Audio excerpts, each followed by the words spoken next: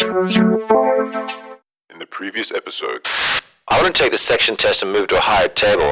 I was suddenly becoming Dim Lord. It might go from Dim Lord to Dumb Lord. You want to test out of common history. Before viewing the scenarios, a chat box opened in front of me. That wasn't supposed to happen in the testing Veer sets. They could have bought you a mecha even Coda would be jealous of. That's what I know. I got all the stream tests automated. What score do you want? Only about 20 points above your average. We knew you would blow off common stream one day, but we have two things to celebrate. We came out of the doors onto the main steps. Kids were heading in every direction. A line of mechas was trudging in step towards the transit pad, where once in its center, the jets would kick in, the backwash spilling through the heavy steel grill to the dispersal chambers underground, the mecha flying them home, to the city, or just a short hop to the nearest mech cafe. I couldn't see the little green baby for all the proper-sized mechas in motion, but I was relieved to see that Davor and the other poppers were already gone. I wouldn't have to face them this afternoon. My mini-tab buzzed in my pocket. The message was from an ID I didn't recognize. Device A0F3. That's not even a person. I was about to block it out of reflex, figuring someone's shoe got hacked as spam, but the preview read, "Your 94 wasn't free." I walked away from Azalea and Coda, over to the red brick wall of the building where no one could sneak a peek, and opened the message. "Your 94 wasn't free. You owe me. If you want your cheating to remain our secret, you'll get the data I need. I want who your dad works for and who sold him the mecha. Play it smart, Simlord. And if I were you, I would delete this. You're the only one leaving evidence." I deleted it as my empty guts twisted and twisted a nasty acid burp up into my mouth, stinging my throat. I swallowed hard. Basic Anu. "Hey, Praxit," called Coda. I turned back to him and Azalea standing on the edge of the steps. Beyond them, mecha after mecha blasted up from the transit pads. The sky was full of hundreds of colored shapes, glinting shapes of mechas in flight pose, flying in equally spaced formations along Travnav's preset paths towards inner rings or onto the city, towards mech cafes, sports fields, or just the transit pad nearest their house. It was always amazing to me, and I've wanted to be a part of it so badly. I was no closer to joining in. Really, I felt like my chance of ever joining in was crumbling away. "Azalea's frantic schedule is interfering with my plans for your birthday." "We've got a comp coming up," said Azalea. "So it'll just be the two of us." I lied. "I can't," I said, and waved my mini-tab. "Dad has plans for this afternoon, and I can't get out of them." "Don't look so down, Praxit," said Azalea. She squeezed my arm. "We'll do something tomorrow." "Can't tomorrow." "I'm out Friday. We'll do something super fun on Saturday," she said. "I promise." "Oh, look at you. I feel like I'm quitting on a Veer puppy." "I'm fine," I said. I put on a smile. "I'd rather be doing something with you peeps, that's all." "Saturday for sure. I've got a jet," said Azalea. She gave me a hug, fist bumped Coda, then took off down the steps. "I'm jetting too," said Coda. "Show that baby who's the Simlord." He held up his fist. I went to bump it, and he slapped my hand away, making me turn, and punched me in the shoulder, the same one Azalea had hit. I think he bruised a bruise, and it hurt. "Old and slow now, Prax. So old. So slow," he said, then laughed and headed down the steps. It got a smile out of me for a moment, but it faded along with the pain in my arm. I watched Azalea climb up to the shoulder of her yogi mech and unlock the cockpit with her handprint. She waved at me as the canopy lifted. I waved back and she hopped in. The mecha was in motion before the canopy sealed, and she gave me a giant thumbs up as she stomped out of the stand to the pads, her forearm ribbons fluttering. I headed down the steps on foot while she shot up into the sky on jets. Then Travnav took over, and her mecha spun 180 degrees and sped her away to melee practice, the ribbons now trailing and whipping behind her. Coda was sitting in his dazzling white Nova Elite with the canopy up when I walked by. He was talking to someone on his mini-tab. The group comms wouldn't kick in until he closed the canopy, so it was kind of a public form of privacy. He was so engaged in the call he didn't notice me as I walked by, but that was fine. How many times do you have to say goodbye? There were still a dozen or so mechs in the stand, but none near the baby. Even standing alone, it looked smaller than ever. The way its oversized cockpit sat low on the shoulders and a bit forward, I realized, made it look dejected. Mechas are supposed to look like they're ready to take on the world. Back straight, cockpits up. But no, the baby looked exactly how I felt. The guy who sold it to Dad said it was the perfect mecha for me. What would he know? But if it was perfect for me, then go ahead and stick in the tubes, glue on the veer set, and declare my life officially over. I ran my hand over the leg, scratched at the surface with my fingernail. It wasn't polished, but it wasn't rough. It didn't feel like paint, but it didn't feel like alloy, which is always super smooth. The electromagnetic fields that give active alloy strength also mean that if you somehow manage to scratch the surface, they'll smooth out over time and fade away. Was it really green all the way through? And why didn't it activate when Anu knocked on it? Did I have a super distinctive knock going on? I took a step back and punched it. Where I punched it? Well, okay, it was the groin area. Then I punched it again, in the same spot. It came online. The servos started up. Was there such a thing as knuckle prints? And if there were, who would put a knuckle print reader in that spot? But there was nothing there, just green alloy. As the hand lifted me to the cockpit, I remembered what Coda had said. Show that baby who the Sim Lord is. Hello, pilot practice. Praxit, I said. My name is Praxit. Praxit. P-R-A-X-I-T. Hello, pilot practice. I groaned and wiggled the prosthetics and eyed the traffic on the street as Coda shot up into the sky like a bolt of lightning returning home. His was the only mecha heading away from the city. His family lived in a compound cut into the wilderness around Hakel Hill, out beyond the industrial ring. Very private and very lush. They had an amazing swimming pool. The canopy snapped shut. It was time to start a new sim. It was called Get Home Without Tripping Over. Challenge level, global tier players only. On the street was the period between learning places emptying and workers heading home. No one's in a rush at this time of the afternoon, especially not bored kids, so I ended up with a noisy posse trailing me. I get it. The baby's small, a disgusting color, and walks funny, if you can call it walking. I didn't need to be told those things over and over again, and I didn't need the blaring group comms. I focused on getting the feet to hit the road where I wanted, the arms to counterbalance the legs, which was CO tricky, and tried to ignore my followers. Shout insults at me during a sim because we're 30 seconds in and you're already losing, and I won't even hear them. Those CO kids trying to outdo each other with their funny comments and their laughter, they were making me lose my mind. You're all so funny. Now cut out the laughter, I yelled. The right foot landed out further than I expected, making the whole mecha lurch, forcing me to swing up the left arm to stop the movement turning into a stagger that would take me into the path of oncoming mechas. Group comms disabled, the baby said, and the cockpit emptied of sound. I was madly juggling hands and feet, so until I got the thing walking properly upright again, all I could do was wonder. Group comms are like arms or legs. They're part of the mecha design, part of Glurk's cockpit technology. You can't turn them off. It'd be like turning off jets when you're a kilometer above the ground. Group comms status, I said. Group comms disabled. Well, enable them. The voices of the kids in the mechas trailing me flooded back in. It wasn't like they were really talking to me, shouting at me, sure. Disable group comms, I said, and silence returned. Group comms disabled.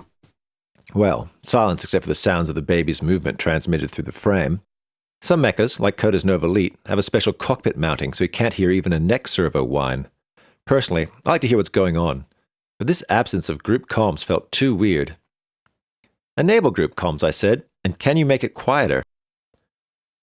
The laughter and taunts returned, but at a level that didn't stop the signals from my brain from reaching my hands. And maybe, just maybe, between my brain and my hands, I was building a technique for piloting the baby. Compared to this morning, it was more like juggling than wrestling, but juggling drones that had deliveries to make. Put a foot down and it wanted to be up. Lift a foot up and it wanted to kick the other leg. Move a hand back and it wanted to backhand whatever was next to it. And all of those moves I had to catch and counteract while trying to direct it where I needed it to go. I've seen toddlers trying to walk, and now I know why they need so many naps. I was glad when I reached my street. I took the corner pretty wide but still had to slow down to a shuffle. Once I was across the intersection lines, I left the other mechas behind, They were geo-fenced out because it was a private street. Kids are fenced out everywhere that isn't a public space or one of their registered areas, like home or a learning place. The group sounded pretty young, so they'd probably all head home now their source of fun was gone, or they'd go play in the green ring. There was an area nearby that generations of kids had dug and carved and piled trees into what was known locally as the TAZ, the truly autonomous zone. No guides in industrial mechas, no parents, no rules. Also no jets. Can't be burning the place down. I noticed that Osorio's mecha dock was empty. I know they worked from home, so they probably jetted their miso drifters to the city to eat or see a live performance.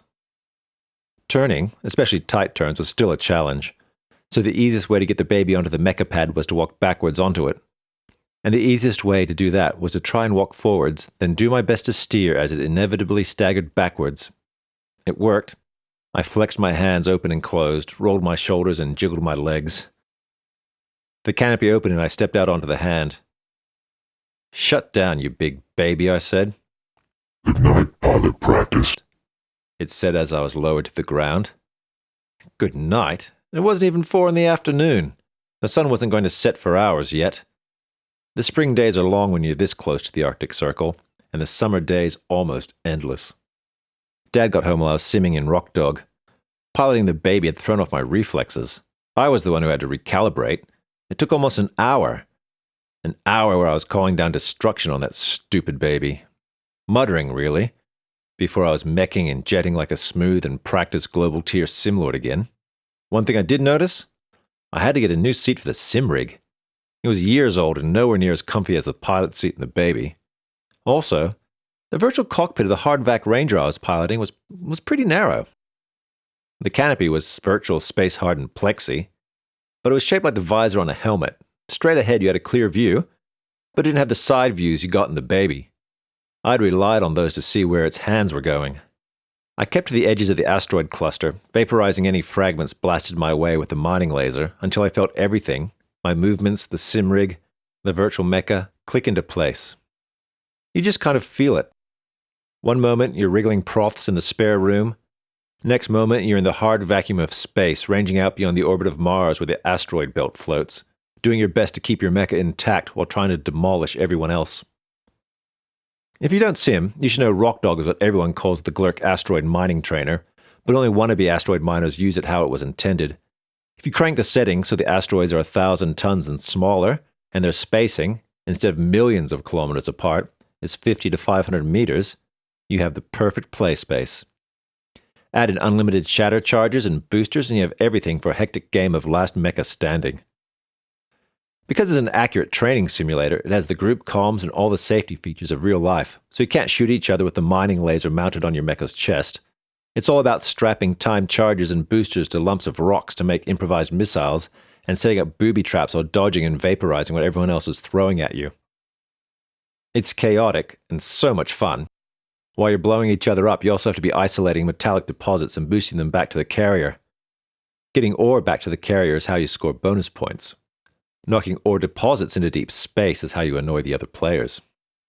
So I was in a total storm of flying asteroid pieces. They're bouncing off me, but I have to watch they don't damage my laser.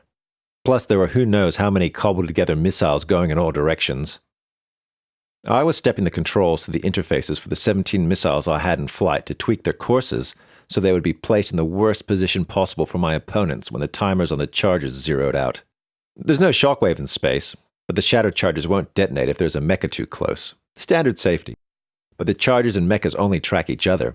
They can't and don't track rocks, ravens, or flying hot dogs, and the tracking doesn't know what you're holding. If you happen to shatter off a particularly long and straight piece of asteroid, the system can't stop you from smacking a mecha into a spin with the end of it, like you're some kind of space popper, and then smacking them again into the expanding sphere of asteroid splinters from an exploding charge. But the physics in Glurk trainers is tight. Your mecha isn't tracking rocks, but the sim is. I had 7 of my missiles built around small rocks, so they'd be fast. And they're arranged with 6 in a circle and a 7th at its center and traveling slightly ahead of them. The center missile was also timed to go off a fraction of a millisecond before the outer missiles. It was a flying shaped charge that would blast out a high-speed ricocheting cloud of fragments that you couldn't dodge. I didn't have to be particularly close, but I was carefully lining it up on a pair of simmers who were working together when I heard my name being called. Dad was standing in front of me, just out of range of getting hit by the sim rig. 1 minute, I said, and set myself flying backwards.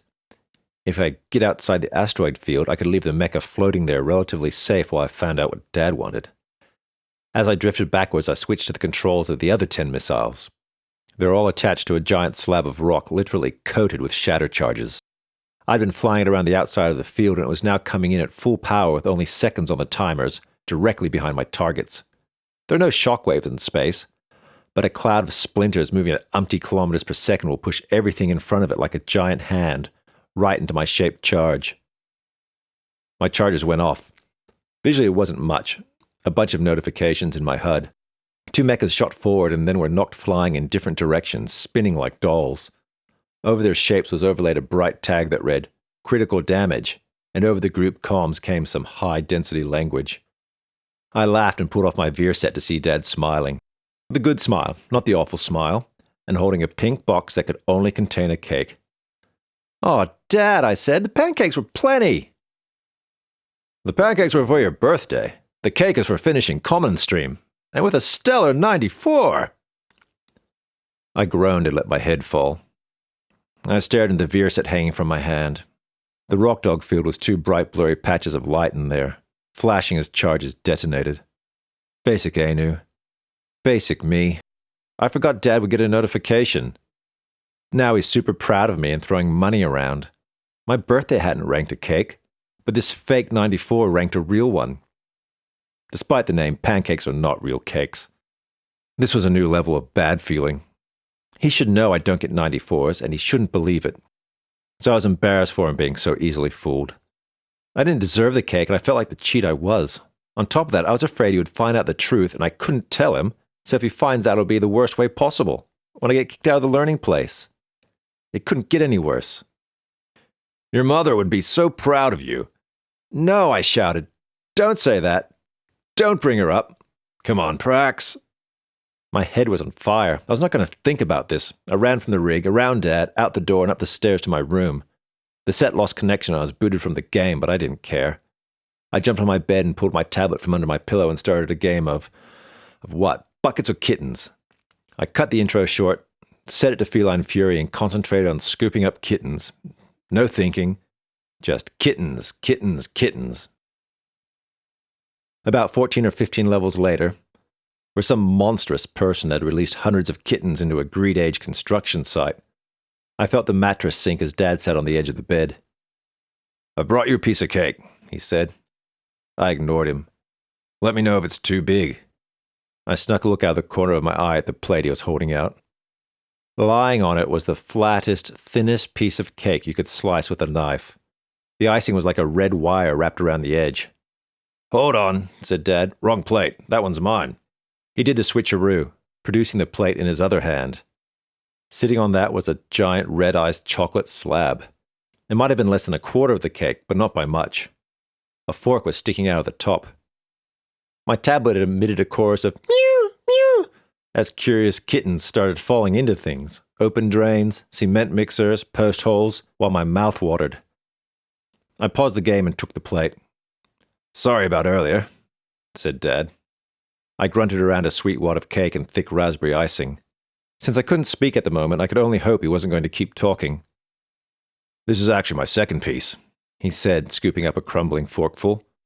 "My first piece was much bigger, but not as big as yours." I paused with another oversized lump of cake on its way to my mouth. "This piece is ludicrous, but if you're hoping eating this much cake is going to teach me a lesson, you're going to be disappointed," I said and pushed the cake into my mouth. Some didn't make it in. I could feel it hanging there around my mouth. Dad rolled his eyes. "You've got more on your face than I have on my plate." I said, which translated was, "I'm saving it for later." "You must be happy getting to go to the same streams as your friends," said Dad. I nodded as I chewed. "And you can use TravNav now." I grunted. "You can't? Why not?" "No jets," I said around the cake in my mouth. "What? Are you sure?" I swallowed a fat, sweet, delicious lump. "No ports on the legs, no nothing, and it barely walks like the controls are talking a different language. And all it says is, calibrating, calibrating." That doesn't sound good. He pushed the remains of a slice into a small pile and smooshed it under the fork so it squeezed up through the tines. It all came away from his plate, and he pulled it off the fork with his teeth. He scraped at the streaks of red icing on the plate as he chewed. I was watching him, looking at the side of his head, and I noticed that in the black hair above his ear there were curls of grey. It's not good at all, he said. I'll talk to Lemur. We might have to get our money back. A mecha without jets. Pfft. It would probably mean waiting longer for a mecha. We're still catching up on habitat fees, and we will be for a while. Habitat fees are what you pay if you live out here in the rings in a house with a yard. If you're on basic income, you can't afford them, so we didn't pay them for a while. We got pretty close to losing the house and having to move to a basic unit in one of the city towers. Maybe we should have let it go, but it's been in our family since New Whitehorse was established. Then there's all the plants in the garden. It's a connection Dad and I didn't want to give up. It's another stupid reason it's taken me so long to get a mecha. Being attached to a house, to plants. We must be idiots. Could you survive another wait? I don't know if I'll survive this mecha. I don't know if you'll survive that piece of cake. You're slowing down. I'll finish. What doesn't kill me makes me stronger. You mean makes you fatter. I laughed. I think all the sugar was making me dizzy. Then we talked about which streams I might take. Media was an obvious one. Anything where I got to do projects about Sims, I am in. Plus I'd get to hang out more with Azalea. Coda was in the vocation stream, mainly because his father was a big business type. I think he really just wanted to hang out choreographing weaves. Giant weaves. It combined two of his favorite activities, dancing and organizing people. You should think about the technical stream, said Dad. You've obviously inherited my good looks, but also your mother's brains. That 94. Two bad things at once. Together they made the cake taste like dirt in my mouth, and I was suddenly feeling stuffed. I think my guts were trying to clench or twist, and there was no room for that. I hope I wasn't going to barf. I didn't say anything. I choked down what I had in my mouth and put my fork on the plate. There wasn't much of the piece left, but I was done. Giving up? Said Dad. I was totally giving up. I nodded and he took my plate and stood up. I think you should come to group with me, he said as he walked to the door. It's really helped me. Helped us, really, to keep all this. He waved the plates around the room. I knew what he meant. There's other kids there going through the same thing as you. It might be good. Just think about it. Just think about it. I don't think about it. I sim and I rescue kittens. I went back to my tablet.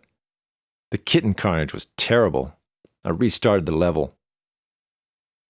Before I went to sleep that night, I had to torture myself a little more by hanging out my window and glaring down at the baby, standing on the mecha pad like a stumpy metal tree stump or something. It was so fat and heavy, no wonder it didn't have jets. Then I looked out across to the city where the towers glowed with the lights from millions of windows. So much light it made the bellies of the clouds shine like it was the middle of the day. Above the towers and around their edges streaked the lights of mechas, bright blue and orange dashes as they climbed to the tower floor, curves as they crossed tower tops into open airspace. Before Dad sold his sturdy mech to pay bills, when I was quite a bit smaller, we would sometimes go to the city just to grab a donut and walk around. I missed those little trips. They weren't going to happen again anytime soon, unless we caught a shuttle. Pfft. That's beyond basic. The golden miso drifters of the Osorios stomped down the street. Being miso drifter was more of a clop than a stomp, despite being 12 meters tall. They were very light and slender, not much more than a skin over a narrow frame. Their cockpits looked almost too big for their frames, but it was part of their look. It was meant to be elegant, but not as expensive as, say, Coda's Nova Elite. They weren't particularly robust mechas, but some people aren't looking to mine asteroids. Some just want their mechas to look nice and get them to the city and back. I stayed and watched Hernan and Merida walk up to their mecha dock. They were pretty smooth. Only a few shifts of their feet to get their cockpits lined up, and then they were stepping out of their canopies onto the catwalk jutting out from their roof. They're inside before the canopies were fully closed. That was more torture than I had planned. I gave the baby another look, and sighed, and pulled my curtains shut.